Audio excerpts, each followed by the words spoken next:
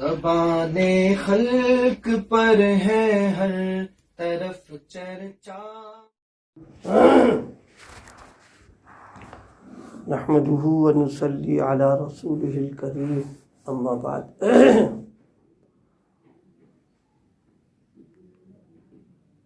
تلاوت اور ذکر وغیرہ کے سلسلے میں اکثر ہم لوگ یہ ہوتا ہے کہ ذہن جو ہے وہ ادھر ادھر جانے لگتا ہے اور مختلف خیالات آتے رہتے ہیں. اس سے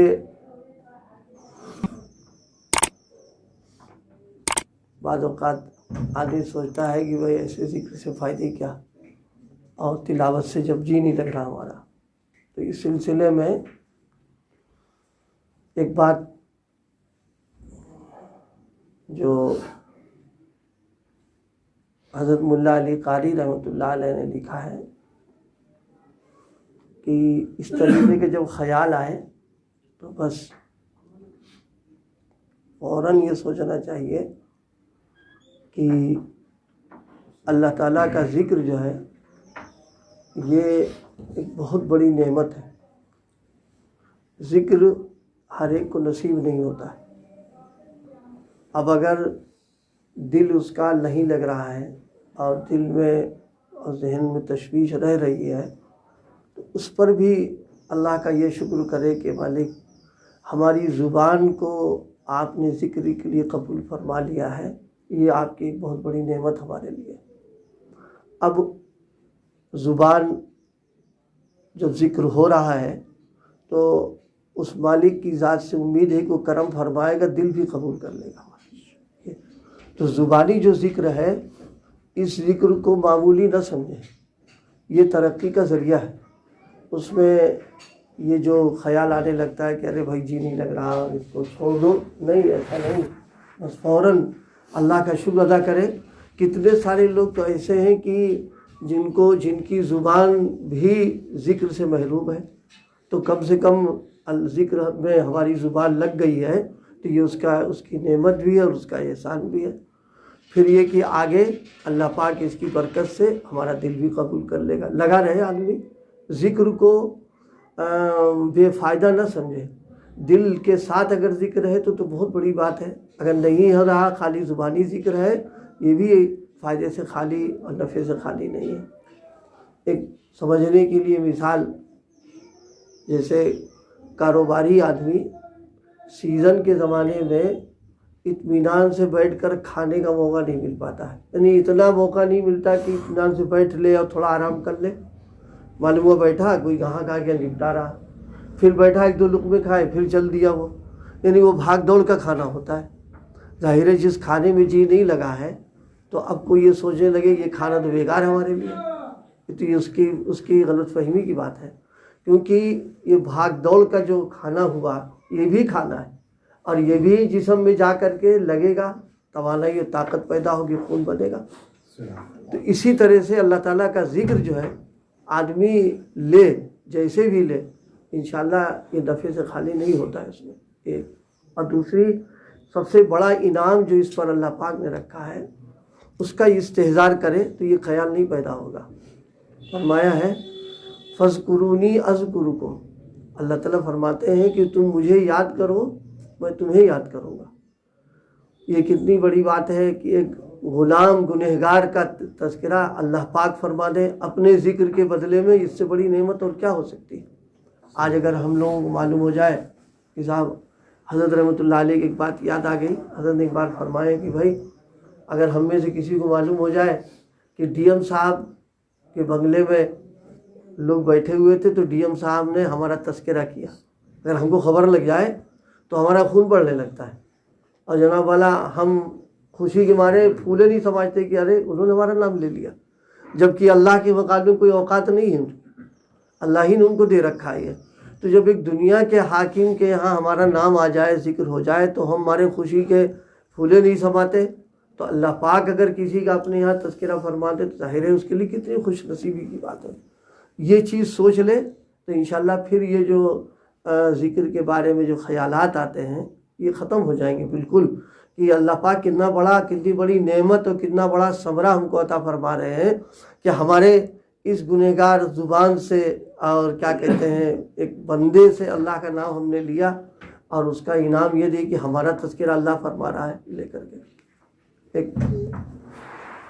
ایک تابعی ہے حضرت ثابت حضرت تابعی ہے، ایک مرتبہ وہ تسبیح پڑھ رہے تھے تو انہوں نے فرمایا کہ اس وقت اللہ کے ہاں ہمارا ذکر ہو رہا ہے۔ تو کسی نے پوچھا آپ کو کیسے پتہ چل گیا؟ ارے بھائی وہی تو آئی نہیں اور کوئی رابطہ نہیں، آپ کو کیسے پتہ چلا کہ اللہ کے ہاں ہمارا ذکر ہو رہا ہے؟ تو یہ آیت پڑھی فَاذْكُرُونِي أَذْكُرْكُمْ، فرمایا کہ یہ تسبیح جو ہم ہلا رہے ہیں، دانے پڑھ رہے ہیں، اللہ کا ذکر ہی تو کر رہے ہیں، تو وعدہ فرمایا کہ ہم تمہارا ذکر کر رہے ہیں۔ یہ فَاذْكُرُونِي أَذْكُرْكُمْ کتنی بڑی یہ نعمت سوچے ذکر کی حالت میں کہ میرا مولا مجھے اس وقت یاد کر رہا ہے، تو مزہ بھی آئے گا اور جی بھی لگے گا اور یہ وساوس اپنے آپ ختم ہو جائیں گے۔ اور یہ ذکر کا بہت بڑا ثمرہ ہے، بہت بڑا نتیجہ اور فائدہ ہے۔ کچھ بھی نہ ملے، اللہ پاک ہمارا تذکرہ فرما دے۔ حضرت ابی بن کعب کے سلسلے میں ہے رضی اللہ تعالیٰ عنہ، ایک مرتبہ حضرت نبی کریم صلی اللہ علیہ وسلم نے فرمایا کہ اے ابی ابن کعب، اللہ نے حکم دیا ہے کہ میں تم کو سورہ بینہ لم یکن الذین کفروا پڑھ کر کے سناؤں۔ حضرت ابی ابن کعب کو وجد آ گیا کہ ہمارا اللہ نے نام لیا، تمہارے اس کے حضور سے پوچھ بیٹھے اسمان اللہ، کہ اللہ نے میرا نام لیا؟ یعنی آپ کو نعوذ باللہ جھوٹا نہیں سمجھاتا، ایک وجد کی کیفیت تمہارے خوشی کو پوچھا کہ اتنے سارے غلاموں میں ہمارا تذکرہ ہو گیا۔ تو آپ نے فرمایا کہ ہاں اللہ نے تمہارا نام لیا، آنکھوں سے آنسو روا ہو گئے خوشی کے بارے۔ تو فَاذْكُرُونِي أَذْكُرْكُمْ میں جو نعمت اللہ نے ذکر فرمائی، اس کو استحضار ہو تو انشاءاللہ ذکر میں بڑا مزہ آئے گا، اس لیے کہ اللہ جو ہے مالک ہے، خالق ہے، محبوب ہے ہمارا۔ محبوب عاشق کا نام لے لے تو عاشق کی تو ساری محنت وصول ہو جاتی ہے کہ جو ہے میرے محبوب نے میرا نام لے لیا۔ تو اللہ پاک کسی کا نام لے لے تو ظاہر سی بات ہے یہ بڑی بات ہے۔ اللہ کی ذات پاک ہے اور اس کا دربار پاک ہے اور اس کے درباری سب پاک ہیں، تو پاک دربار میں، پاک درباریوں میں وہ پاک ذات ہمارا نام لے لے، ہم گنہگار کا، تو اس سے بڑی بات اور کیا ہو سکتی ہے ہمارے لیے؟ اور یہ وہ نعمت ہے کہ اس نعمت کو سوچ کر کے اندر سے تقاضا ہوتا ہے کہ ہاں اللہ کا ذکر کریں، ہم چھوڑیں گے نہیں، اس لیے کہ اللہ ہمارا ذکر کرے گا اس کے بدلے میں آ کر کے۔ یہ فَاذْكُرُونِي أَذْكُرْكُمْ، تم مجھے یاد کرو، میری اطاعت کرو، میرا فرما برداری کرو، میرا ذکر کرو، اذکرکم، میں تمہیں یاد کروں گا۔ اور ظاہر ہے جو کسی کو یاد کرتا ہے تو خالی یاد کر کے تھوڑا چھوڑ دیتا ہے، پھر اس کی توجہ اس کی طرف ہو جاتی ہے اور اس کی عنایتیں اس کے ساتھ شامل حال ہو جاتی ہیں۔ تو ذکر بڑی چیز ہے، بس ذکر ضرور کرے، زیادہ نہیں، تھوڑا کرتا رہے، روزانہ ذکر کرے، اللہ کا نام لیتا رہے۔ سوچنے کی بات ہے، کل ہی میں نے ذکر کی تھی، ایک بات مجلس میں آئی تھی، اللہ تعالیٰ کی ربوبیت، یعنی اللہ ہم سب کی پرورش ہر لمحہ کر رہا ہے۔ کوئی لمحہ ایسا نہیں کہ وہ اپنی شان ربوبیت کا ہم سے اس کا وہ نہ کرتا ہو۔ ہر لمحہ ہمارے پلنے کا، ہمارے بڑھنے کا اور ہماری ضرورتوں کے پورا ہونے کا اور ہمارے دنیا میں جتنے سب ہیں ان کے کرنے کا اللہ پاک لگا ہوا، ربوبیت کی شان ہو رہی۔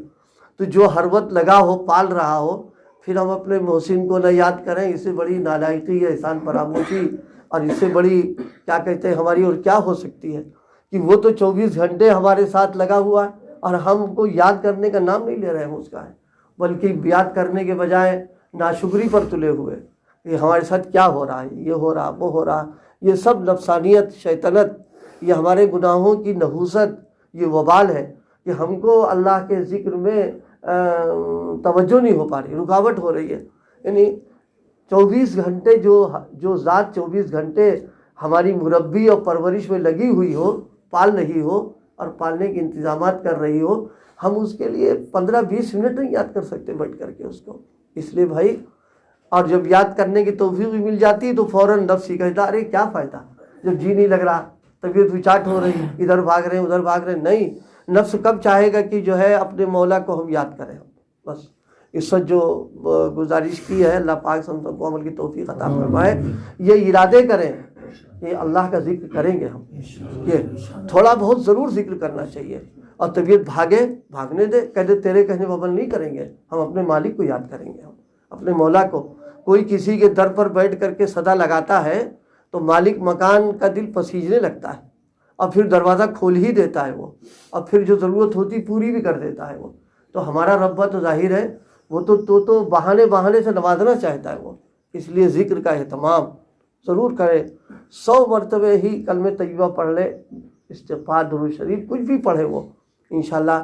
اور یہ تصور کر کے پڑھے کہ میرا اللہ میرا ذکر کر رہا ہوگا، میرا اللہ میرا ذکر کر رہا ہے ہم سے بہتر مجلس میں، ہم سے بہتر جگہ میں، اور ہم سے اچھے انداز کے اوپر. تو ظاہر سی بات ہے اس میں ذکر کا مزہ بڑھے گا اور ان کی محبت بھی اس سے بڑھ جائے گی. اللہ پاک عمل کی توفیق عطا فرمائے. سبحان اللہ.